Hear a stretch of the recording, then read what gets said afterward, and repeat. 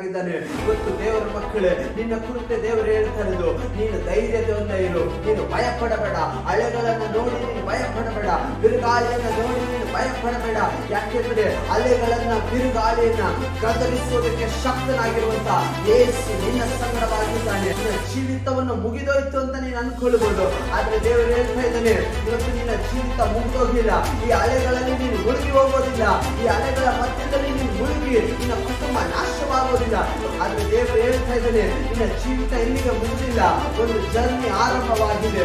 ನೀನು ಜರ್ನಿಯನ್ನು ಆರಂಭ ಮಾಡಿದ್ಯಾ, ಅದನ್ನ ಪೂರ್ತಿಗೊಳಿಸುವವರೆಗೂ ದೇವರು ನಿನ್ನ ಸಂಗಡವಾಗಿದ್ದಾನೆ, ನಿನ್ನ ಜೊತೆಯಲ್ಲೇ ಇದ್ದಾನೆ, ಆತ ನಿನ್ನ ಪಕ್ಕದಲ್ಲೇ ಇದ್ದಾನೆ. ಆತ ನಿನ್ನನ್ನು ಮುಳುಗೋದಕ್ಕೆ ಬಿಡೋದಿಲ್ಲ.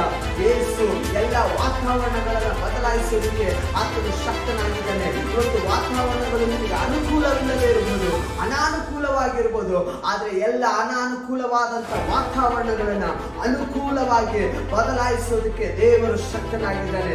ಹಾಗಾದ್ರೆ ದೇವರ ಮಕ್ಕಳೇ, ಇವತ್ತು ನೀನು ಭಯಪಡಬೇಡ. ಅಲೆಗಳನ್ನ ನೋಡಿ, ಬಿರುಗಾಳಿಗಳನ್ನ ನೋಡಿ ನೀನು ಭಯಪಡಬೇಡ, ಹೆದರಬೇಡ. ದೇವರು ನಿನ್ನ ಸಂಗಡವಾಗಿದ್ದಾನೆ. ಆತನು ಎಂದಿಗೂ ನಿನ್ನನ್ನು ಕೈ ಬಿಡೋದಿಲ್ಲ.